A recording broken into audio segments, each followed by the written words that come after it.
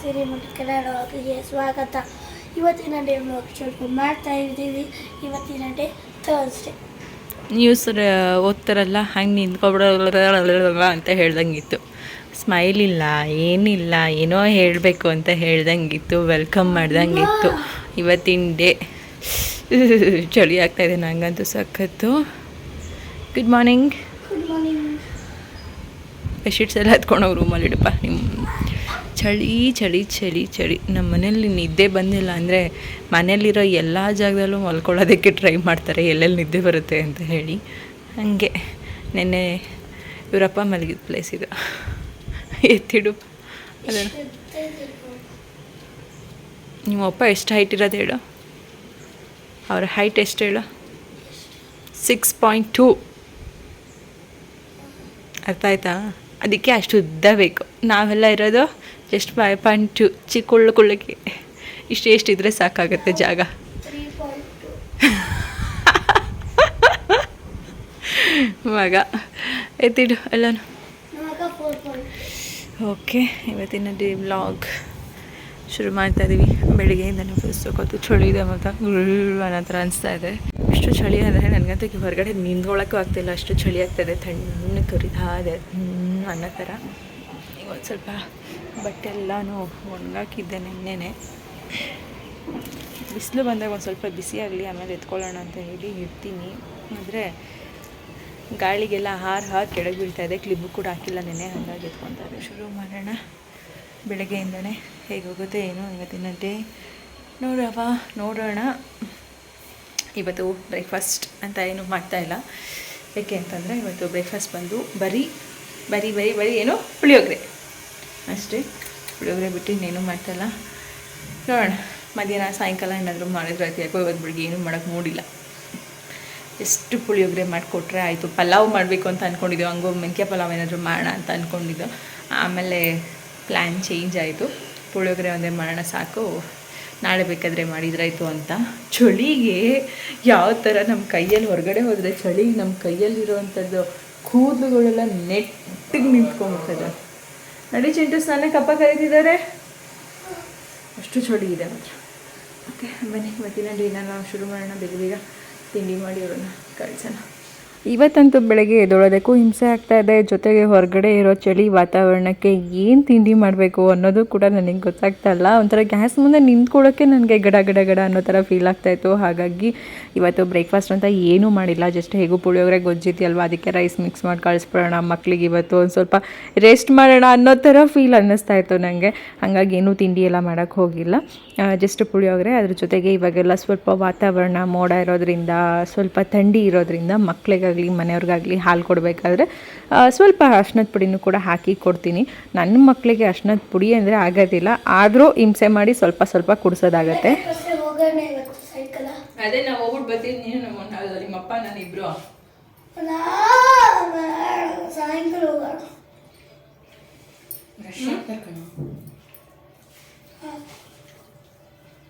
ಸಾಯಂಕಾಲ ಸ್ವಿಮ್ಮಿಂಗ್ ಹೋಗಲ್ವಾ? ಗೊತ್ತಾಗ್ತಿದೆ.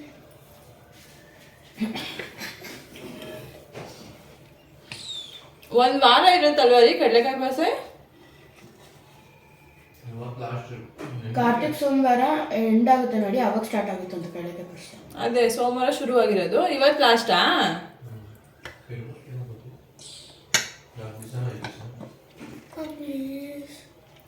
ನಿಮ್ಮಪ್ಪ ಬರ್ಬೇಕಲ್ಲಪ್ಪ. ಹೋಗೋಣ ರೀ ಸಂಜೆ ಹಂಗಾದ್ರೆ.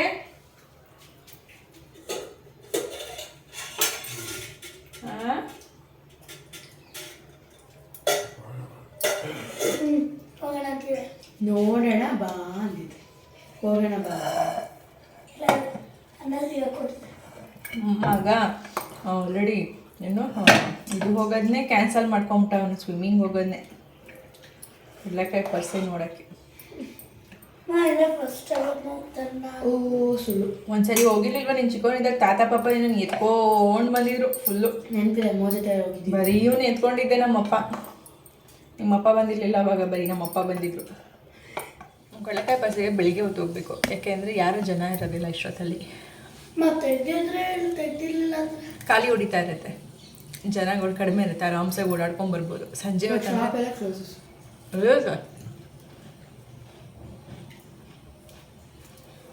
ಬಿಸ್ಕೆಟ್ ಬೇರೆ ಬಿಸ್ಕೆಟ್ ಅದು ಒಂದು ಬಿಸ್ಕೆಟ್ ತಿಂದರೆ ನ್ಯೂಟ್ರಿಸರ್ಸು ಬ್ಯಾಕ್ ಟು ಬ್ಯಾಕ್ ತಿನ್ನಬೇಕು ಅನ್ಸನೇ ಇರೋದು. ತಿಂದು ಅಲ್ಲೇ ಅಲ್ಲಿಂದನೇ ಕೈ ತೋರಿಸ್ತಾನೆ.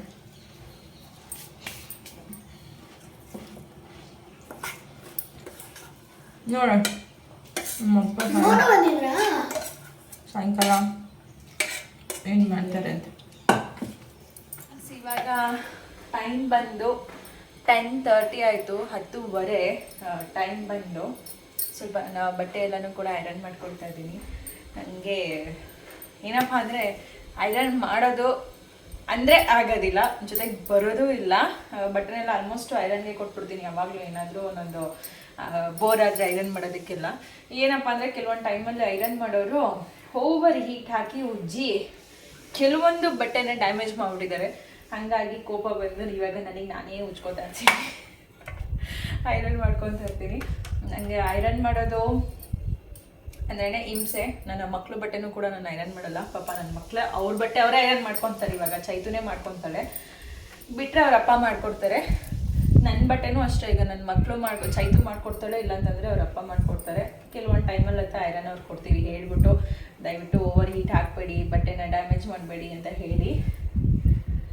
ಕೆಲವೊಂದು ಟೈಮಲ್ಲಿ ಫ್ರೀಯಾಗಿ ಕೂತಿದ್ದಾಗ ನನಗೆ ನಾನೇ ಮಾಡ್ಕೊತಾ ಇರ್ತೀನಿ. ಬಟ್ ಟಾಪ್ ಎಲ್ಲ ಆರಾಮ್ಸಾಗಿ ಮಾಡ್ಕೋಬೋದು, ಈ ಥರ ಟಾಪ್ಸ್ ಎಲ್ಲ ಮಾಡ್ಕೋಬೋದು. ಇದು ಬಿಟ್ಟು ಬೇರೆ ಥರ ಏನಾದರೂ ಡಿಸೈನಾಗ ಹಂಗೆ ಹಿಂಗೆ ಇದ್ದರೆ ಸ್ವಲ್ಪ ಕಷ್ಟ. ಚಳಿ ಆಗ್ತಾಯಿತ್ತಲ್ಲ, ಚಳಿ ಆಗ್ತಾ ಇರೋದ್ರಿಂದ ಐರನ್ ಮಾಡ್ತಾಯಿದ್ದೀನಿ, ಇಲ್ಲ ನಿಜ ಮಾಡ್ತಿರ್ಲಿಲ್ಲ. ಒಂಥರ ಬೆಚ್ಚಿಗಾಗುತ್ತೆ ಕರೆಂಟ್ ಮುಂದೆ ಕೂತ್ಕೊಂಡು ಮುಚ್ತಾ ಇದ್ದರೆ. ಚಳಿಗೆ ಏನು ಕೆಲಸನೂ ಮಾಡೋಕ್ಕಾಗ್ದೇ ಅಡುಗೆ ಮನೇಲಿ ತುಂಬ ಕೆಲಸ ಇದೆ.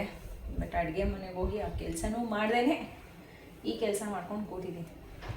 ಹೋಗಿ ಅಡುಗೆ ಮನೆಯೆಲ್ಲ ಇವಾಗ ಕ್ಲೀನ್ ಮಾಡಿ ಮಧ್ಯಾಹ್ನ ಊಟ ಬಂದು ಅಡುಗೆ ಒಂದು ಉಪ್ಸಾರು ಮಾಡೋಣ ಅಂತ ಅಂದ್ಕೊಂಡಿದ್ದೀನಿ. ನನ್ನ ಮಗ ರುಬ್ಬಿರೋಂತಹ ಉಪ್ಸಾರು ಖಾರ ಇದೆ ಇನ್ನು, ಹಾಗಾಗಿ ಉಪ್ಸಾರು ಮಾಡಿಬಿಡೋಣ ಅಂತ ಯೋಚನೆ ಮಾಡ್ತಾ ಇದ್ದೀನಿ. ಉಪ್ಸಾರು ಮಾಡಿ ಮುದ್ದೆ ಮಾಡೋಣ ಅಂತ ನೋಡೋಣ ಹೇಗಾಗುತ್ತೆ ಏನು ಎತ್ತ. ಫಸ್ಟು ಹೋಗಿ ಸ್ವಲ್ಪ ಕಿಚನ್ ಕ್ಲೀನ್ ಮಾಡೋಣ, ಕ್ಲೀನ್ ಮಾಡಿ ಆಮೇಲೆ ನೆಕ್ಸ್ಟು ಅಡುಗೆಗೆ ಬರೋದು, ಆಮೇಲೆ ದೇವ್ರ ಮನೆ ಕ್ಲೀನ್ ಕೆಲಸ ಮಾಡೋವಂಥದ್ದು. ತುಂಬ ಬೋರಿಂಗಪ್ಪ ಈ ಐರನ್ ಮಾಡೋದು ಅಂದರೆ. ಎಷ್ಟು ಜನ ನೀವೆಲ್ಲರೂ ಅಂದರೆ ಲೇಡೀಸ್ ನಿಮ್ಮ ಹಸ್ಬೆಂಡ್ಗೆಲ್ಲ ಶರ್ಟ್ ಎಲ್ಲ ಐರನ್ ಮಾಡಿಕೊಡ್ತೀರಾ? ಕಮೆಂಟ್ ಮಾಡಿ. ಯಾಕಂದರೆ ನಾನಂತೂ ಇವತ್ತಿಗೂ ಒಂದಿನವೂ ಅವ್ರ ಶರ್ಟ್ನ ಐರನ್ ಮಾಡಿಕೊಟ್ಟಿಲ್ಲ. ಅಪರೂಪಕ್ಕೆ ಯಾವಾಗಲೂ ಮಾಡೋಕ್ಕೋಗಿ ಆ ಶರ್ಟ್ ಐರನ್ ಮಾಡ್ದಂಗೆ ಇರಲಿಲ್ಲ, ಹಾಗಾಗಿ ಉಗಿಸ್ಕೊಂಡಿದ್ದೆ. ಇದು ಐರನ್ ಮಾಡೋ ಹುಟ್ಟ ಇದನ್ನು ಯಾರಾದರೂ ಐರನ್ ಮಾಡಿದಾರೋ ಅಂತ, ಹಂಗಾಗಿ ಅವತ್ತಿಂದನೂ ಐರನ್ನೇ ಮಾಡಲ್ಲ ನಾನು. ನೀವೇ ಮಾಡ್ಕೊಳ್ಳಿ ಅಂತ. ನನ್ನ ಬಟ್ಟೆನೇ ನನಗೆ ಮಾಡೋಕ್ಕೆ ಬರೋಲ್ಲ, ನಾನು ನಿಮಗೆ ಮಾಡ್ಕೊಡೋಕ್ಕಾಗುತ್ತಾ ಅಂತ. ನಮ್ಮ ಮನೆಯವ್ರು ಏನಂದರೆ ಬಟ್ಟೆಗಳು ಐರನ್ ಇಲ್ಲದೆ ಹಾಕ್ಕೊಂಡ್ರೆ ಐರನ್ ಇರಬೇಕು, ಐರನ್ ಇಲ್ಲದೆ ಬಟ್ಟೆಗಳು ಹಾಕಿದರೆ ಅವ್ರಿಗೆ ಕೋಪ ಬರುತ್ತೆ. ಐರನ್ ಆಗಿರಬೇಕು, ಸುಕ್ಕಿರಬಾರ್ದು, ಚೆನ್ನಾಗಿ ಕಾಣಿಸ್ಬೇಕು ಅಂತ. ನಮಗಳಿಗೆ ಮಾಡೋಕ್ಕೆ ಸ್ವಲ್ಪ ಸೋಂಬೇರಿಯಾಗಿರೋದ್ರಿಂದ ಹೆಂಗಿದ್ರು ಹಂಗೆ ಹಾಕೊಂಡು ಹೋಗ್ತಾ ಇರ್ತೀನಿ, ಹಾಕ್ಕೊಂಡು ಹೋಗಿ ಉಗಿಸ್ಕೊತಾ ಇರ್ತೀನಿ.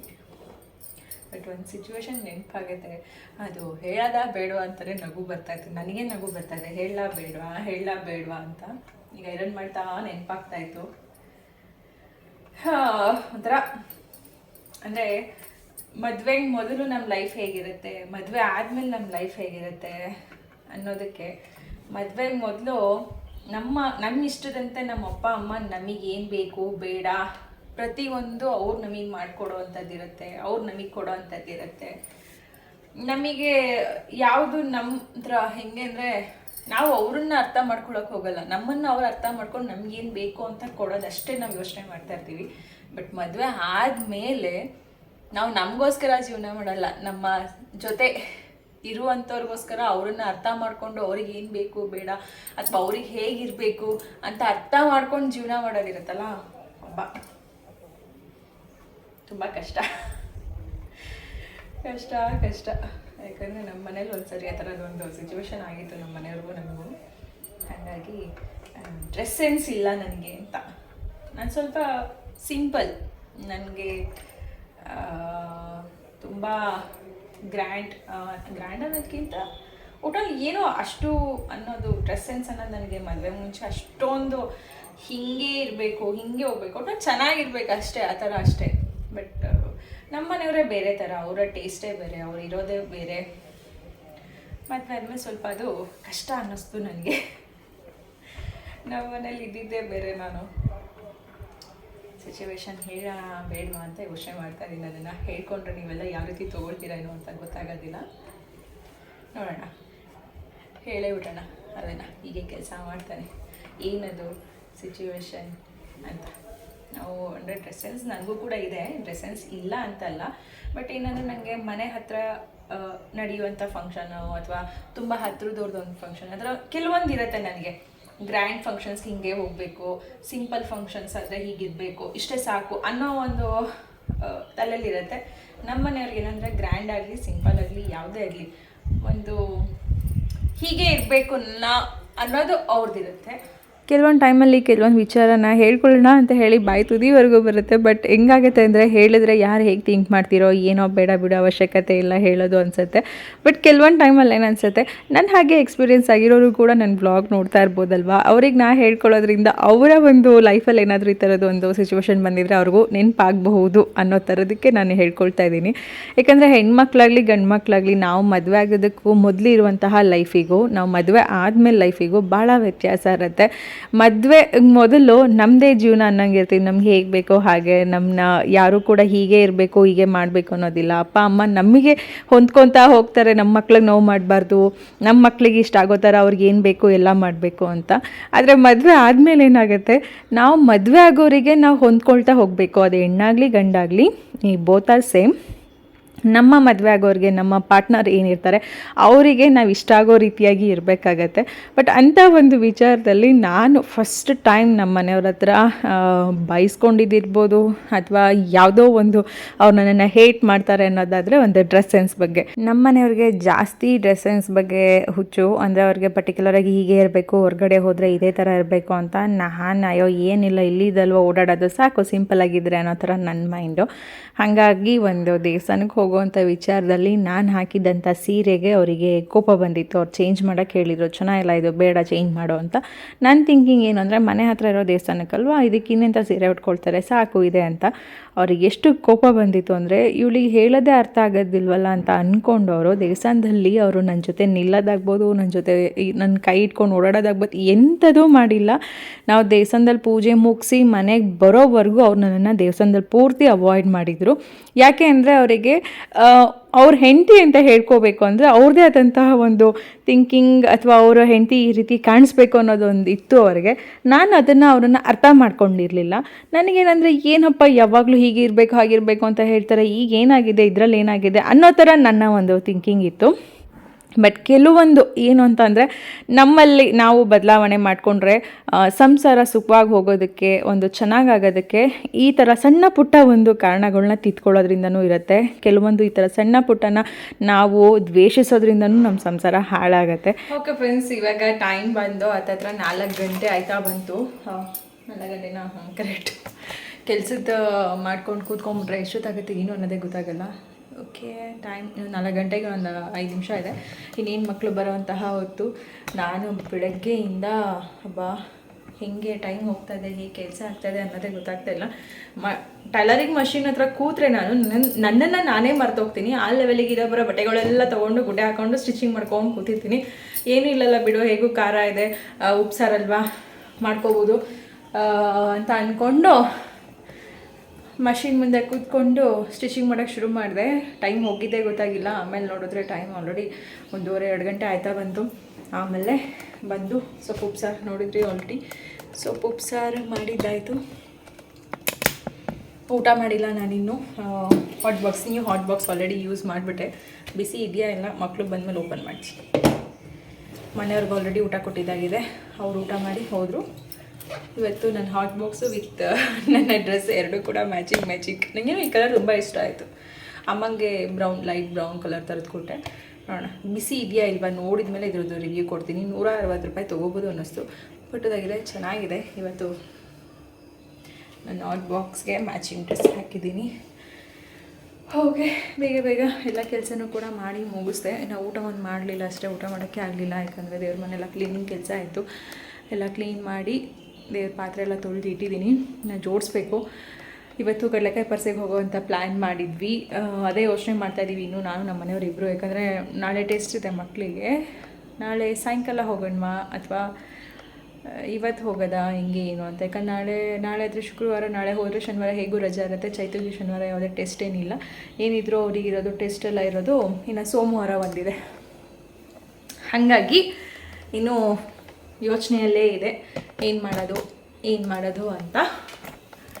ಅದೇ ಯೋಚನೆ ಮಾಡ್ತಾ ಇದ್ದೀವಿ, ಹೋಗೋದಾ ಬೇಡವಾ, ನಾಳೆ ಹೋಗೋದಾ ಅಂತ.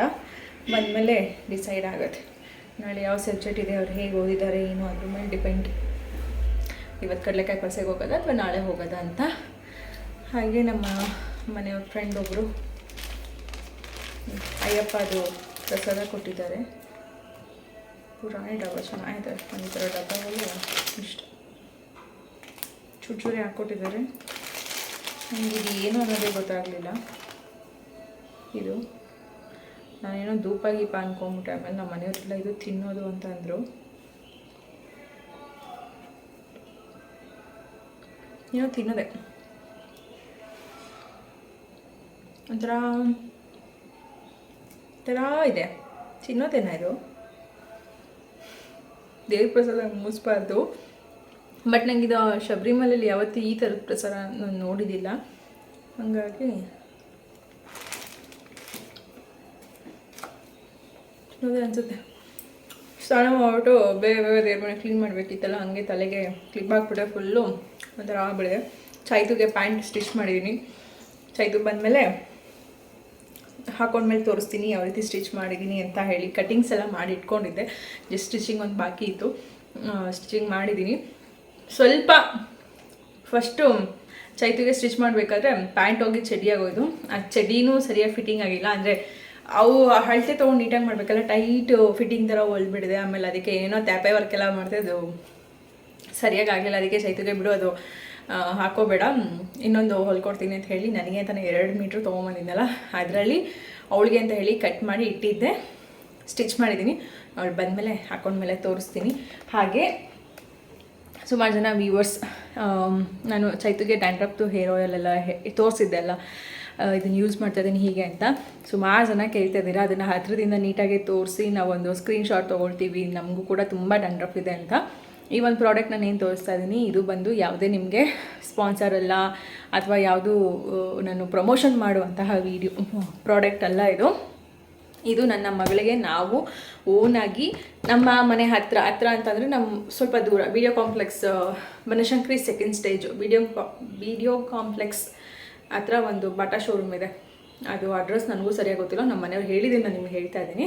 ಅಲ್ಲಿ ಒಂದು ಆಯುರ್ವೇದಿಕ್ ಶಾಪ್, ಅಂದರೆ ನಿಮಗೆ ಆಯುರ್ವೇದಿಕ್ ಪ್ರಾಡಕ್ಟ್ ಎಲ್ಲ ಎಲ್ಲಿ ಸಿಗುತ್ತೆ ಅಲ್ಲೆಲ್ಲ ಈ ಥರದ್ದು ಏನಾದರೂ ಸಿಗಬಹುದಾ ಏನೋ. ನೀವು ಒಂದು ಸ್ಕ್ರೀನ್ಶಾಟ್ ತೊಗೊಂಡು ಯೂಸ್ ಮಾಡ್ಬೋದು. ಯಾಕಂದರೆ ನಾನು ಇದನ್ನು ಯೂಸ್ ಮಾಡಿರೋದ್ರಿಂದ ನಿಮಗೆ ಇದ್ರದ್ದು ರಿವ್ಯೂ ಹೇಳ್ತಾ ಇದ್ದೀನಿ, ಜೊತೆಗೆ ನೀವು ಕೂಡ ತೊಗೋಬೋದು ಅಂತ ಹೇಳ್ತಾ ಇದ್ದೀನಿ.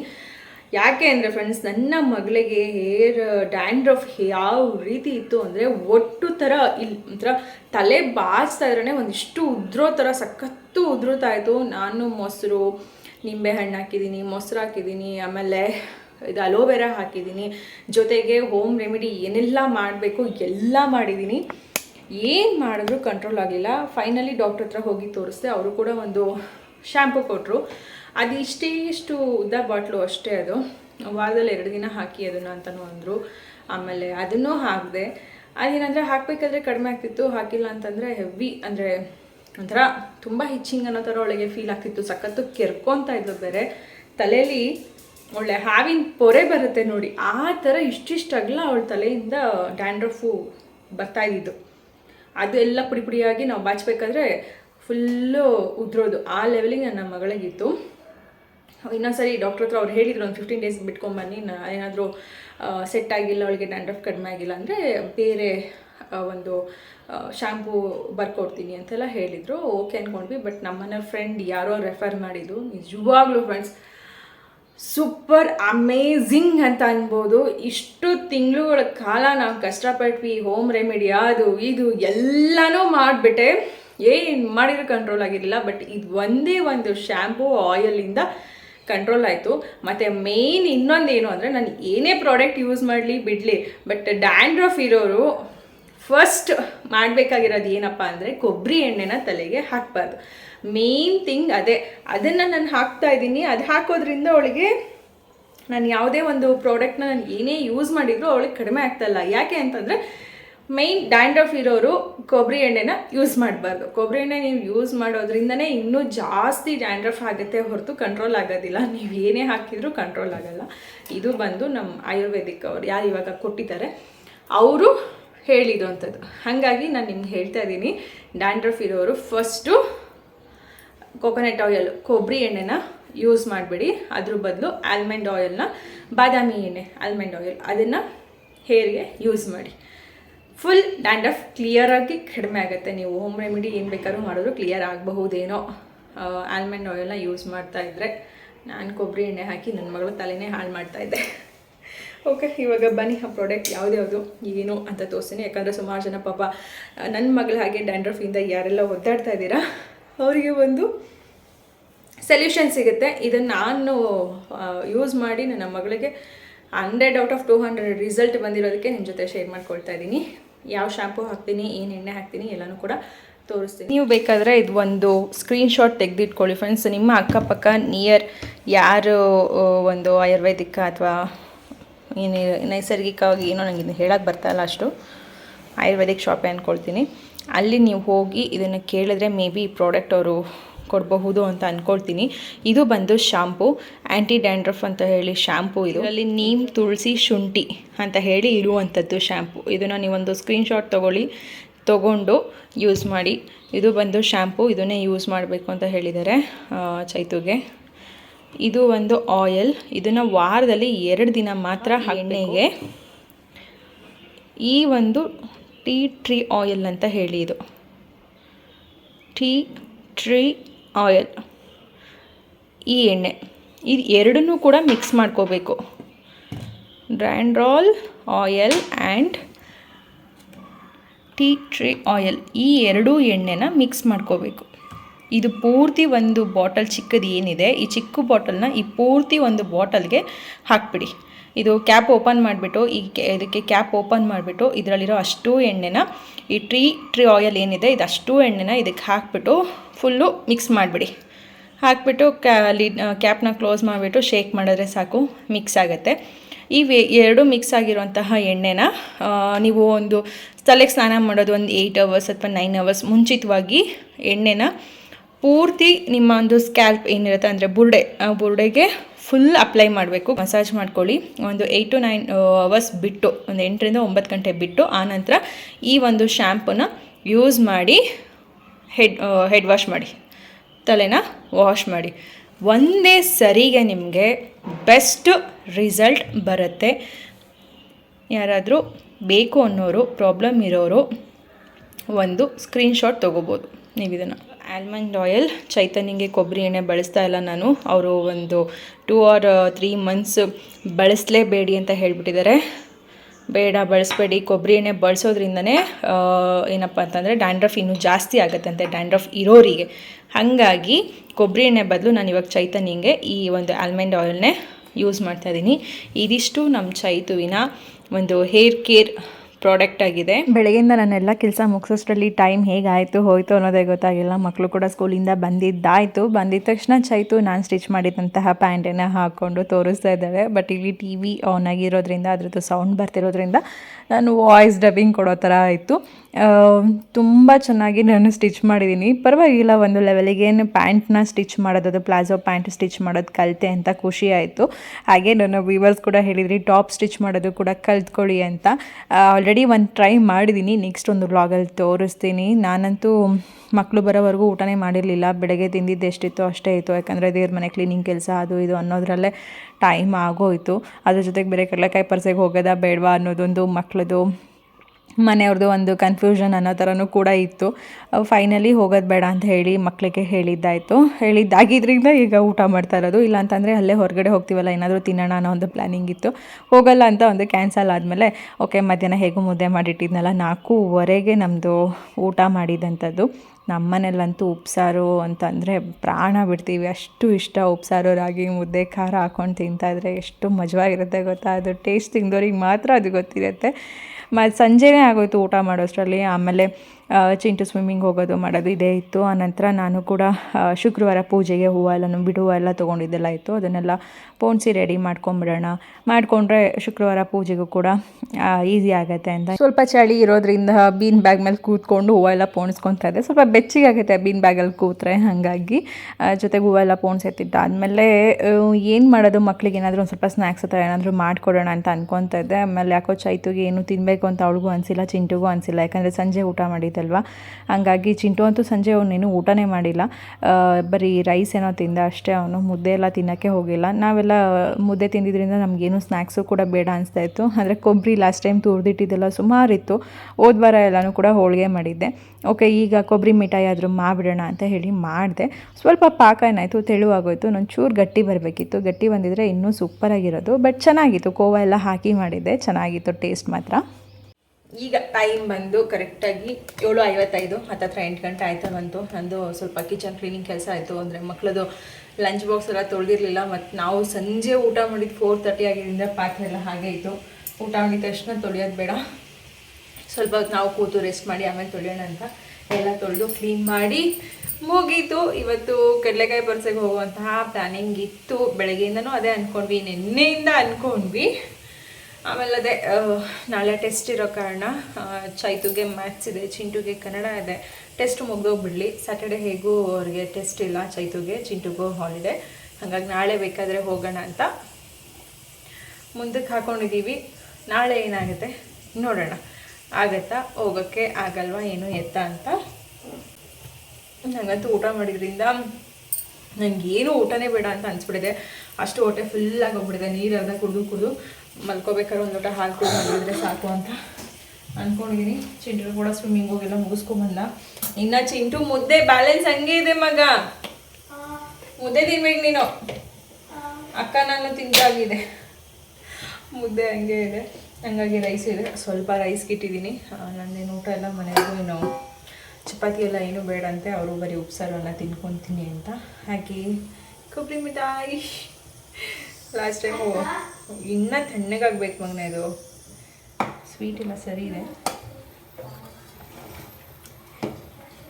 ಕೊಬ್ಬರಿ ಇತ್ತಲ್ಲ ಎಷ್ಟೊಂದು, ಲಾಸ್ಟ್ ವೀಕು ಹೋಳಿಗೆ ಮಾಡಿದೆ, ಇವತ್ತು ಮಿಠಾಯಿನೇ ಮಾಡಿದೆ. ಬೇಗ ಖಾಲಿ ಆಗುತ್ತೆ, ಹೋಯ್ತಾ ಬರ್ತಾ ಒಂದೊಂದು ಪೀಸ್ ತಿನ್ಕೊಂಡು ಓಡಾಡ್ತಾರೆ ಮಕ್ಕಳು ಅಂತ. ಈಗ ಆಯಿತು. ಹಾಗೆ ರಾಗಿನೂ ಕೂಡ ಸ್ವಲ್ಪ ಖಾಲಿಯಾಗಿತ್ತು, ಡಬ್ಬ ಎಲ್ಲನೂ ತೊಳೆದು ಕ್ಲೀನ್ ಮಾಡಿಟ್ಟಿದ್ದೀನಿ. ಇದು ಶಾಂಪೂ ನಿನ್ನೆಯಿಂದ ಎತ್ತಿಡ್ಬೇಕು ಅಂದ್ಕೊಂಡು ಇಲ್ಲೇ ಬಾಕಿ ಬಾತ್ರೂಮಲ್ಲಿ ಇಡು. ಓಪನ್ ಮಾಡಲ? ನೀನೇನು ಓಪನ್ ಮಾಡಬೇಡ, ಇಡು. ಓಪನ್ ಮಾಡಬೇಡ, ಇಡು. ಬೇಡ ಕಣೋ. ನಾನು ಅದನ್ನು ಏನಾದರೂ ಮಾಡಿ ಅವನೇ ಓಪನ್ ಮಾಡಬೇಕು ಅಷ್ಟೇ ಅಲ್ವಾ? ನಾನು ಲಾಸ್ಟ್ ಟೈಮ್ ಅಲ್ಲಿ ಎಲ್ಲ ಶಾಂಪೂನ ಓಪನ್ ಮಾಡಿದೆ. ಆಯ್ತಪ್ಪ ಓಪನ್ ತಿರುಗಿಸ್ತಾ ಇರೋದು. ಓಪನ್ ಆಯ್ತು, ಮಾಡಿಬಿಟ್ಟ ಕೊನೆಗೂ. ಹಿಂಗೆ ಪ್ರೆಸ್ ಮಾಡಿ ತಿರುಗಿಸಿದ್ರೆ ಮತ್ತೆ ಶಾಂಪು ಎಲ್ಲ ಹೊರಗೆ ಬರುತ್ತೆ. ಇವಾಗ ಸ್ವಲ್ಪ ಬಟ್ಟೆ ಮರ್ಚಬೇಕು. ಕೂತ್ಕೊಂಡು ನನ್ನ ಕೆಲಸ ಪೂರ್ತಿ ಬಟ್ಟೆ ಮಡ್ಚೋದು. ಅವರಿಗೆ ಓದಿಸ್ಕೊಂಡು ಅವ್ರು ಓದ್ತಾ ಇರ್ತಾರೆ. ಇವರು ಓದ್ತಾ ಇರಲಿ, ನಾವು ನಮ್ಮ ಕೆಲಸ ಮಾಡ್ಕೊತಾ ಇರೋಣ. ಇವತ್ತಿನ ಡೇ ವ್ಲಾಗ್ನ ಇಲ್ಲಿಗೆ ಎಂಡ್ ಮಾಡ್ತಾ ಇದ್ದೀನಿ ಫ್ರೆಂಡ್ಸ್. ಇವತ್ತಿನ ಡೇ ವ್ಲಾಗ್ ಈ ರೀತಿಯಾಗಿ ಇತ್ತು. ಚೆನ್ನಾಗಾಯಿತು, ಡೇ ಚೆನ್ನಾಗಿ ಹೋಯಿತು. ನಾನು ಸ್ವಲ್ಪ ಪೂಜಾ ರೂಮಿನ ಕೆಲಸ ಒಂದು ಬಾಕಿ ಉಳಿದಿತ್ತು. ನಾನು ಕಳಶ ಎಲ್ಲ ಜೋಡ್ಸೋಕ್ಕಾಗಲಿಲ್ಲ, ವೀಳ್ಯದೆಲೆ ತಂದಿಲ್ಲ. ನಾಳೆ ಹೇಗೂ ಮನೆಯವ್ರಿಗೆ ತರಕ್ಕೆ ಹೇಳಿದ್ರಾಯ್ತು ಅಂತ ಅಂದ್ಕೊಂಡು ಅದೊಂದು ಕೆಲಸ ಬಾಕಿ ಇದೆ, ನಾಳೆ ಮಾಡ್ಕೊಳ್ಳೋಣ ಅಂತ ಅಂದ್ಕೊಂಡಿದ್ದೀನಿ. ಓಕೆ, ಇವತ್ತಿನ ಡೇ ವ್ಲಾಗ್ನ ಇಲ್ಲಿಗೆ ಎಂಡ್ ಮಾಡ್ತೀನಿ. ಮತ್ತೆ ಸಿಗೋಣ ಇನ್ನೊಂದು ವ್ಲಾಗಲ್ಲಿ. Bye friends, thank you for watching. Bye. Like and share and comment and subscribe. Bye.